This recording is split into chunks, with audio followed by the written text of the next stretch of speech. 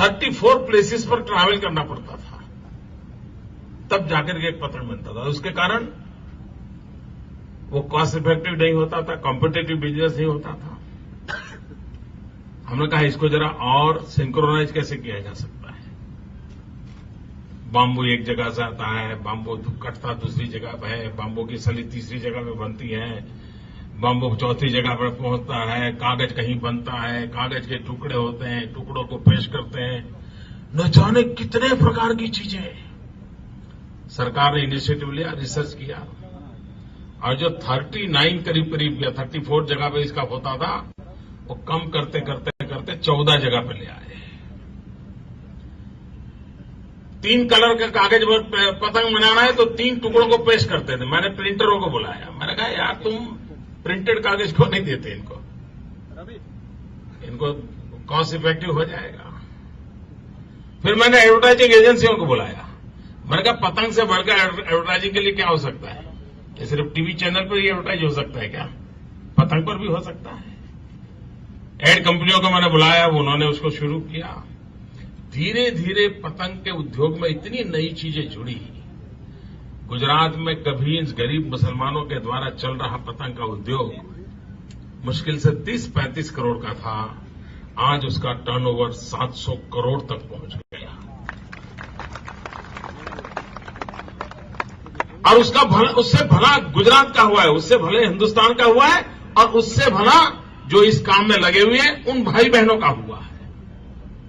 यानी हमने विकास को किस दिशा में करना चाहिए। ऐसा नहीं है कि क्षमता कुछ ही लोगों के हाथ में होती, क्षमता हर एक के पास होती है, अवसर हर एक को नहीं होता है।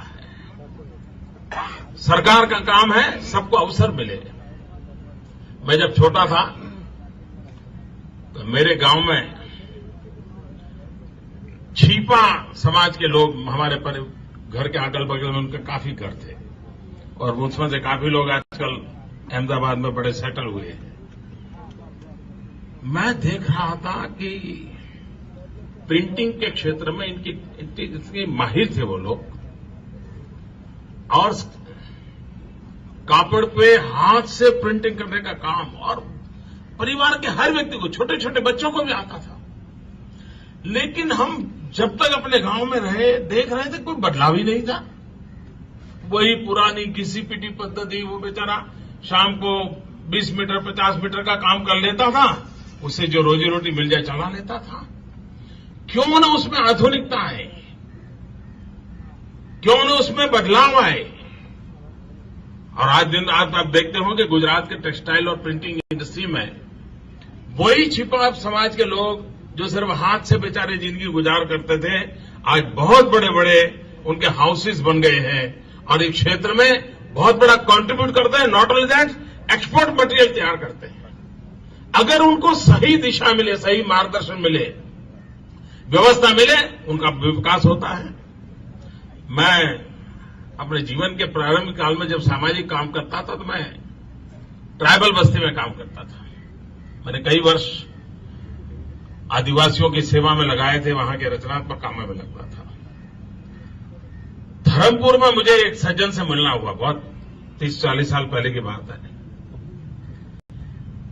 मैं हैरान था कि वलसाड़ जिले के धर्मपुर जैसे आदिवासी क्षेत्र में, उनका मैं नाम तो भूल गया हूं, एक मुस्लिम चाचा थे, अब तो शायद जीवित भी नहीं होंगे। वो म्यूजिकल इंस्ट्रूमेंट्स बनाते थे।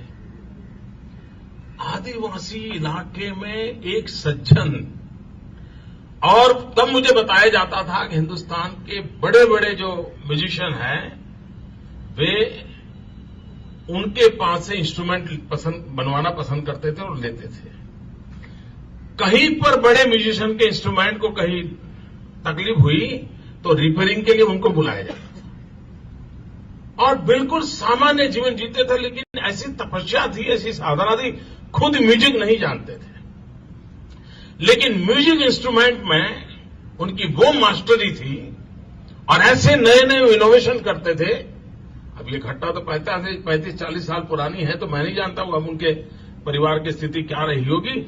लेकिन तब मुझे लगता था कि हमारे लोगों के पास, हमारे देश के लोगों के पास ईश्वर ने क्या कौशल्य दिया है, क्या सामर्थ्य दिया है।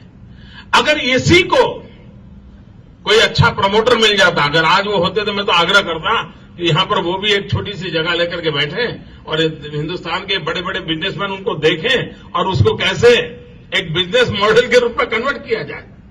क्योंकि जब हम इन कौशल्यों को देखते हैं तो हमें परिवर्तन आता है। हमने जब ज्योतिग्राम योजना शुरू की, 24/7 गुजरात के गांवों में बिजली दे रहे थे, तो उसके साथ हम क्या कर रहे थे, जब उसका इनॉग्रेशन करते थे वहां एक बहुत बड़ा मेला लगाते थे। मेला क्यों लगाते थे? मेला इसलिए लगाते थे कि कहीं लोग ये ना समझे कि 24 घंटे बिजली मतलब लट्टू चालू करना है या टीवी चालू करना है या पंखा चलाना है। ये 24 घंटे बिजली सिर्फ सुख सुविधा के लिए नहीं है। 24 घंटे बिजली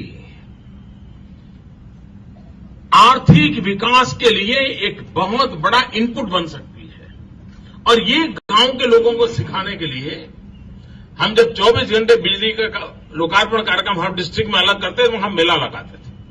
और जब वहां लोग आते थे तो कुम्हार आता था, वो देखता था, अच्छा बिजली से मैं अपना कुम्हारी का काम अच्छे ढंग से करता हूं। धोबी आता था, वो भी सोच रहा था कि देखिए यार, मैं अब तक तो कोयले जलाता था, अब ये बिजली से मैं ये कर लूंगा। यानी छोटे छोटे लोग, अपने हाथ से रोजी रोटी कमाने वाले लोग, मेहनत करके कमाने वाले लोग, उनको भी टेक्नोलॉजी का लाभ मिलने से कैसा फर्क आने लगा। गांव के अंदर ट्रैक्टर के पंक्चरिंग का काम काफी बड़ा रहता है। कभी कभी बिजली न होने के कारण 2-2, 3-3 दिन तक ट्रैक्टर के टायर में पंक्चर हुआ हो, रिपेयरिंग नहीं होता था। कभी पंक्चर हुआ हो तो 20 किलोमीटर 25 किलोमीटर दूसरी जगह पे जाना पड़ता था।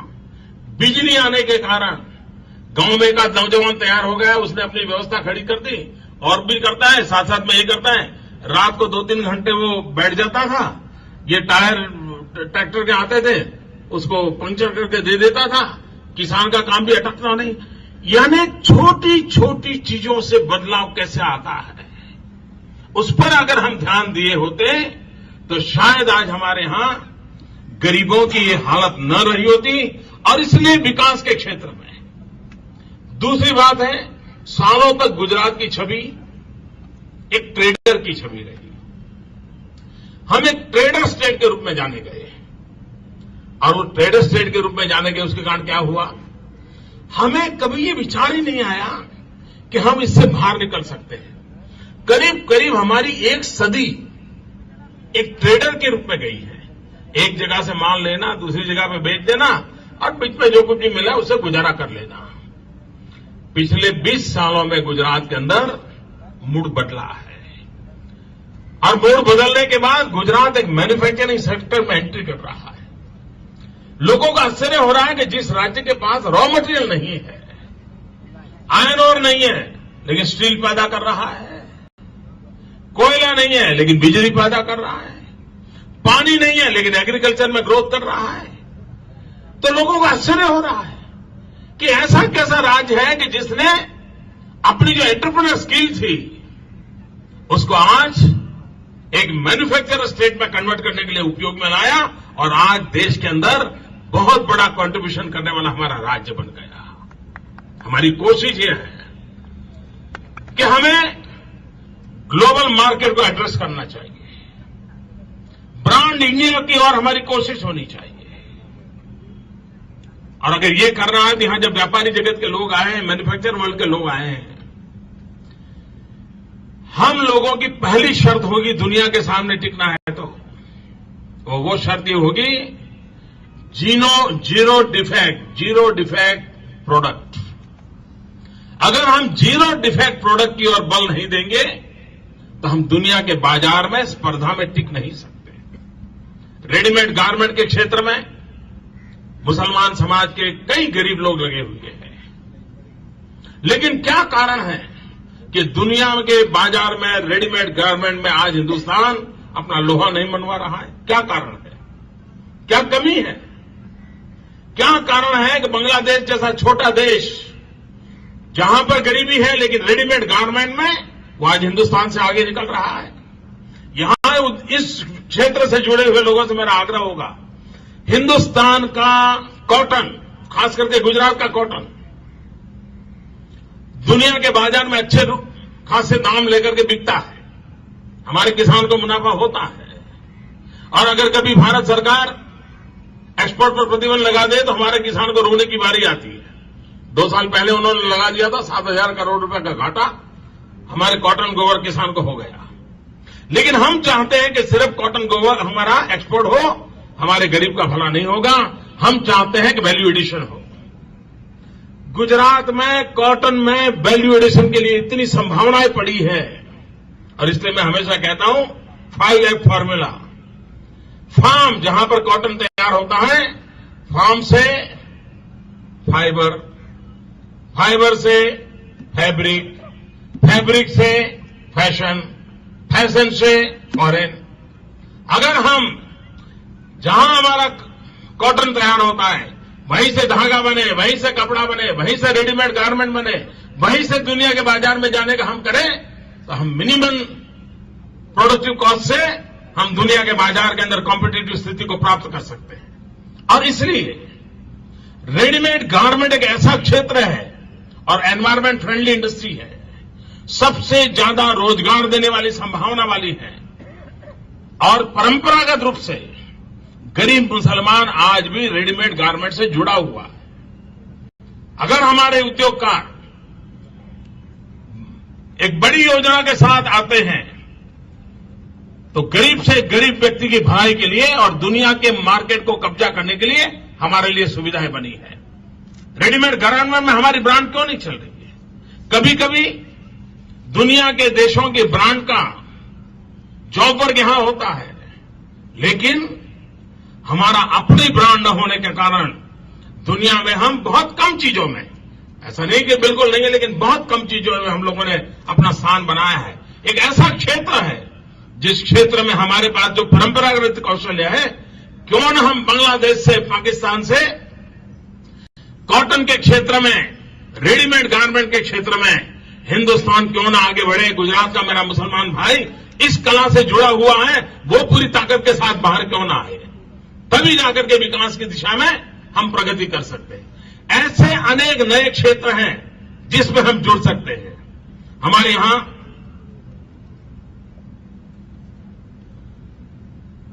रियल एस्टेट डेवलपमेंट और उसमें भी एफोर्डेबल हाउसिंग, कितना बड़ा काम गुजरात में निकला है। लाखों की तादाद में मकान बनाने का अभियान चल रहा है और उसमें हम प्राइवेट पार्टनर्स को इनवाइट कर रहे हैं। मैंने अभी दुबई के मित्रों से बताया, मैंने कहा भाई आप बहुत बड़ी मात्रा में नगर रचनाओं में आइए, आप भी गुजरात के अंदर अपना नसीब आजमाइए। और यहां एक कंपनी के मालिक बैठे हैं, वो लोग कहते हैं कि दुबई के अंदर रेसिडेंशियल सबसे बड़ा टावर के वो मालिक है। गुजरात में बहुत बड़ी जगह है, आप आइए। हम एफोर्डेबल हाउसिंग के लेकर के एक बहुत बड़ा अभियान लेकर के बैठे हैं। फाइनेंशियल इंस्टीट्यूशंस गवर्नमेंट की तरफ से बहुत बड़ी संभावनाएं पड़ी हुई है। हम जितने विकास की दिशा में जाएंगे हम बहुत बड़ा फायदा कर सकते हैं। आपने देखा होगा हुनर, स्किल, मैंने बचपन से महसूस किया है कि गरीब से गरीब मुसलमान का बच्चा भी होगा, कुदरती उसको एक बख्शिश है स्किल की, हुनर की, उसको ईश्वरीय देन है उसको। आपने देखा होगा वो ताले रिपेयर करता होगा, ताले रिपेयर करने वाला नए ताले भी कभी कभी बनाता है। हमारे अहमदाबाद का एक लड़का है जिसने कोई 24 चाबियों वाला ताला बनाया था, मुस्लिम लड़का है, बेचारा गरीब है, लेकिन यानी उसका मतलब इस प्रकार की चीजें उनके जहन में है। इसको पहचान करके हम इसको कॉमर्शियल वे में शोकेस क्यों न करें। ये प्रयास जो है वो उन लोगों के लिए है कि जो छोटे छोटे जगह पे बैठे हैं, कुछ करने का इरादा है, स्किल है, लेकिन अवसर नहीं है। हम उनको ये अवसर देना चाहते हैं और इस प्रकार के समाज और सरकार मिल करके ये जब योजनाएं करते हैं तो उनको ये अवसर मिलते हैं और इस अवसर से उनकी प्रगति होती है। और एक बात निश्चित है मित्रों, हमने अपने बलबूते पर खड़ा होना होगा। हम रोजी रोटी के लिए हाथ फैलाए वो अवस्था किसी भी समाज के लिए अच्छी नहीं है। आज भी हमारे देश में जितना ज्यादा हम स्किल डेवलपमेंट को बल देंगे उतना ज्यादा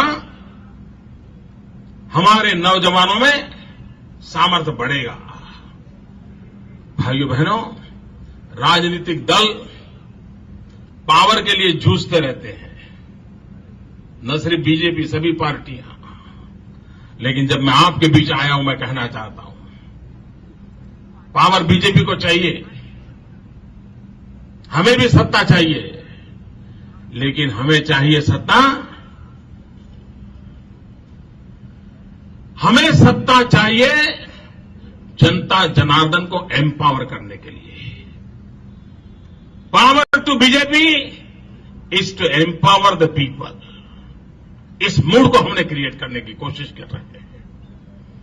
कृषि के क्षेत्र में गुजरात का किसान क्या कमाल कर रहा है। हमारे यहां बनासकांठा में इस्माइल शेरू करके एक किसान है। मैं चाहूंगा कभी बनासकांठा जाएं तो मिलिए उसको, नौजवान है। बनासकांठा एक प्रकार से करीब करीब रेगिस्तान जैसा ही इलाका है, पानी की दिक्कत है। हमने एक अभियान चलाया ड्रिप इरिगेशन का। अब किसान बहुत जल्दी ये मानने को तैयार नहीं होता है, उसको लगता है नहीं भाई बिजली चाहिए, जमीन में से पानी निकाले। हम समझाते रहे। ये हमारे इस्माइल ने सरकार की बात को माना। उसने अपने खेत में ड्रिप इरिगेशन लगाया, स्प्रिंकलर लगाया और धीरे धीरे उसको परंपरागत खेती से वो बाहर आया। आपको जानकर के खुशी होगी, ये सामान्य किसान है, पढ़ा लिखा नहीं है इस्माइल, बहुत सामान्य किसान है, लेकिन उसके जान डाल दी अपने खेत में, ड्रिप इरिगेशन का उपयोग किया और पोटैटो की खेती में प्रति हेक्टर सबसे ज्यादा पोटैटो पैदा करने का रिकॉर्ड शायद मैं समझता हूं कि कोई ब्राजील या न्यूजीलैंड किसी के पास था, या फरगोट किसी के पास था। आज वो रिकॉर्ड इस्माइल के नाम पर है। प्रति हेक्टर सबसे ज्यादा आलू पैदा करने का काम गुजरात के एक मुसलमान बच्चे ने, किसान ने किया है। इसका और इतना ही नहीं, वो जो क्वालिटी आलू पैदा कर रहा है, अमेरिका की एक कंपनी उसके खेत से सीधे आलू मांग रही है। इसका मतलब यह हुआ कि जिनके पास सामर्थ्य है, जो कुछ करना चाहता है, उसके साथ अगर हम एक प्रकार की डेवलपमेंट पार्टनरशिप, इसको जितना हम बल देंगे उतना ज्यादा हम लाभ सामान्य से सामान्य व्यक्ति को हम दे सकते हैं। आज भी आप जाएंगे, गुजरात का कोई जिला ऐसा नहीं होगा कि जहां पर वॉच रिपेयरिंग का काम मुसलमान लड़के के पास ना हो। लेकिन अब इलेक्ट्रॉनिक वॉच आ गई तो उसको रिपेयरिंग काम ही नहीं मिल रहा है, क्योंकि लोग देखते खराब हो गए फेंक दो। अब उसके बाद जो टैलेंट है, उस टैलेंट का आगे कैसे उपयोग हो। आप जब बैठ करके इस प्रकार से सोचते हैं तो ऐसी हमारे मैं चाहूंगा आप ये जो मिशन लेकर के हमारे कुछ मित्र काम कर रहे हैं, हम मैपिंग करें कि गुजरात की कौन सी 10-12 ऐसी टैलेंट है जिसमें मुसलमान समाज के नौजवानों के पास सामर्थ्य पड़ा हुआ है। एक एक टैलेंट के लोगों को कभी इकट्ठा किया जाए, उनको कहा जाए अच्छा बच्चा भाई तुम ये कर रहे हो, तुम इतना रिसर्च कर रहे हो, तुम्हारे पास स्किल है, कैसे आगे बढ़े बताओ। मैं आपको विश्वास से कहता हूं मित्रों, ऐसी नई नई चीजें वो देंगे और सरकार उनको मदद करेगी ताकि वो खुद तो अपने पैरों पर खड़े हो जाएं, लेकिन उनके द्वारा जो उनके टैलेंट का उपयोग होगा गुजरात के अंदर प्रोडक्टिविटी के क्षेत्र में वो नया कंट्रीब्यूशन कर सकते हैं, इस स्थिति में पैदा कर सकते हैं। और इसलिए उनके सामर्थ्य को खोजते हुए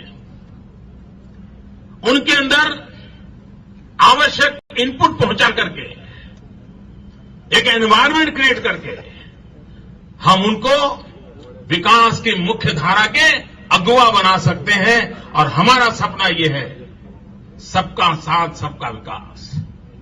अगर विकास भी करना है तो सबका करना है, विकास भी करना है सबका साथ लेकर के करना है, विकास भी करना है सब तक पहुंचे इस प्रकार का विकास करना है, विकास भी करना है सबकी भलाई के लिए करना है। इस मंत्र को चरितार्थ करने को लेकर के अगर हम आगे बढ़ते हैं, मैं विश्वास से कहता हूं भाइयों बहनों कि हम आने वाले दिनों में प्रगति की नई ऊंचाइयों को पार कर सकते हैं। हमारे देश में जब मैं विकास की बात करता हूं, मैं एक विजन की चर्चा करता हूं, तो मैं इन 4 बातों पर बल देकर के काम करता हूं। और गुजरात ने पिछले 10 साल में इन 4 बातों को जी करके दिखाया है, लागू करके दिखाया है। और उसी का कारण है कि आज हम नए सपने देख पा रहे हैं। ये बैठ करके ये सपने देखना छोटी चीज नहीं है जी, लेकिन सपने भी तो अगर सुख चैन की माहौल होगा तभी तो आते हैं जी। अगर बेचैनी होगी तो सपना आएगा कहां से? और इसलिए वो सुख चैन की जिंदगी मुहैया कराने का काम पिछले 10 साल में हमने सफलता से पार किया है।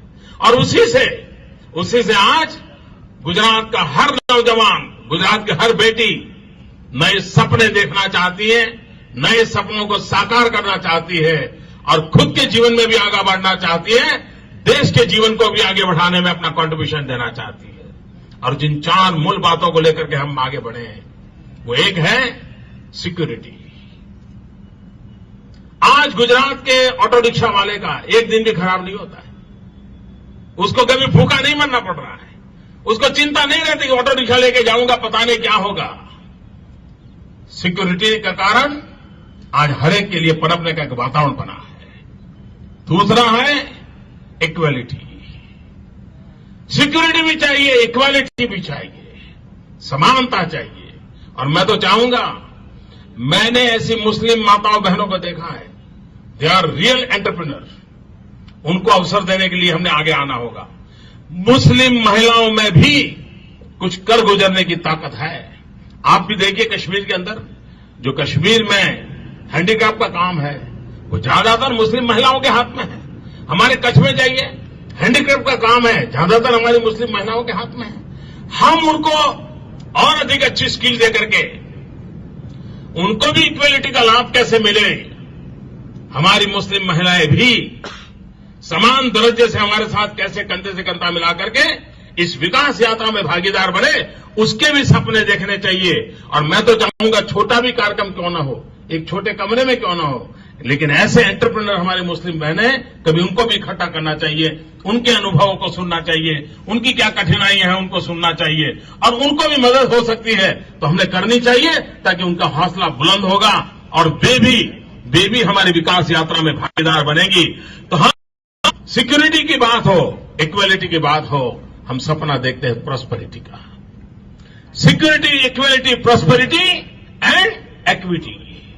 गरीब से गरीब का उसमें भला होना चाहिए। इन 4 मंत्रों को लेकर के, security, equality, prosperity and equity, इन 4 मुद्दों को लेकर के हम आगे बढ़े और हम हर एक की जिंदगी में एक नई रोशनी लाएं। हम राज्य के विकास के अंदर हर किसी को हिस्सेदार बनाएं और हम नए सपने देख करके नए अचीवमेंट करने के, सपनों को पूरा करने के प्रयास की ओर सबको शामिल तो दें। इसी एक अपेक्षा के साथ मैं इस पहले प्रयास को, और वो भी एक एनजीओ के द्वारा किए गए प्रयास का, मैं अभिनंदन करता हूं। और सरकार की तरफ से इस प्रकार के सभी प्रयासों को सदा सर्वदा समर्थन मिलता रहेगा और हम अपने पैरों पर खड़े हो। हमारे बच्चे जॉब सीकर न बने, हमारे बच्चे जॉब क्रिएटर बने। हम रोजी रोटी के लिए भटकने वाले लोग न बने, हम दुनिया को रोजी रोटी देने वाले बने। इस मिजाज से आगे बढ़ना है, उन सपनों को पूरा करें। इसी की अपेक्षा के साथ सभी साथियों को बहुत बहुत शुभकामनाएं, बहुत बहुत धन्यवाद।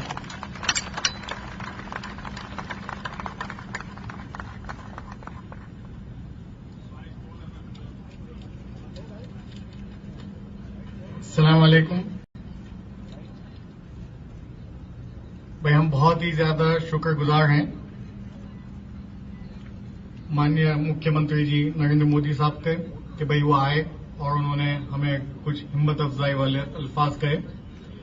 ये जो प्रोग्राम जो हमने किया है, हम सारे पार्टिसिपेंट्स का बहुत ही ज्यादा शुक्रगुजार हैं और दिल with sincere heart we are thankful to them that they supported us wholeheartedly. But not to forget our supporters, sponsors who came forward and supported us wholeheartedly in this endeavor, which is first of its kind in India. I hope this is replicated elsewhere also.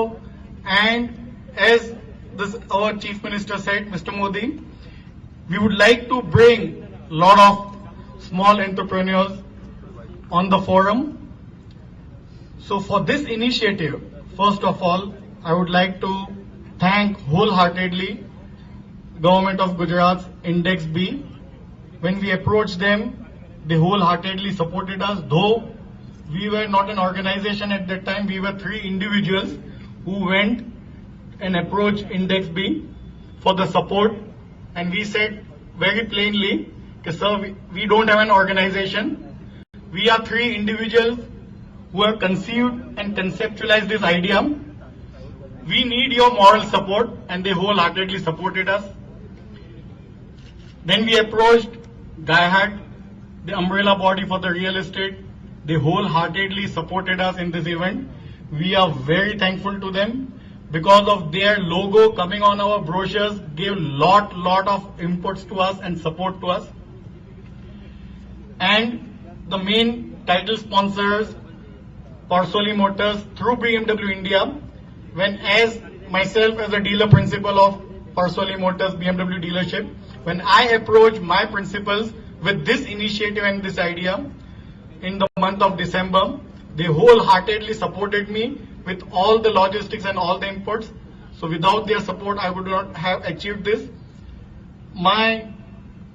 This event, which was conceptualized by Ummat Infomedia and Rangmanch, and I would like to take the names, Tanveer and Ali Hussain. I think they had the vision along with me. They supported, in fact, supported them to bring this entire event. And Al Muqam, who powered this through their initiative, bringing lot of real estate builders into this forum. So I wholeheartedly thank Al Muqam. HCG Hospitals, Dr. Bharat Gadwi, as the hospital partners, they were wholeheartedly, they supported us in this event. From the automobile segment, I would like to thank Navneet Motors for giving their sponsorship for the automobile dome with their most flagship brand of Rolls-Royce and BMW bikes. I am thankful to Sharad Bhai, who is here, for giving this support. Autobots, Mr. Dhawal Thakkar, the dealers for Volvo, as a principal sponsor for the automobile dome. Sheetal Dairy for their ice cream support, corporate partner Star Trekker, and IT partner Spiders. With their support, we could achieve this, and inshallah, in times to come, we will be coming out with this sort of initiatives, bringing a lot of Muslim entrepreneurs and businessmen together. Thank you very much. Now, I would request all the participants to take their position in the stalls. Within 5 minutes, 10 minutes, the program would be inaugurated by the Honorable Chief Minister. I would also like to thank Tamir Group. Mr. He is sitting on the dais. Their support, they came all the way from Dubai to participate in this. We are sincerely thankful to Tamir Group also. So now I would request all the participants to take the position in the stall. Thank you very much.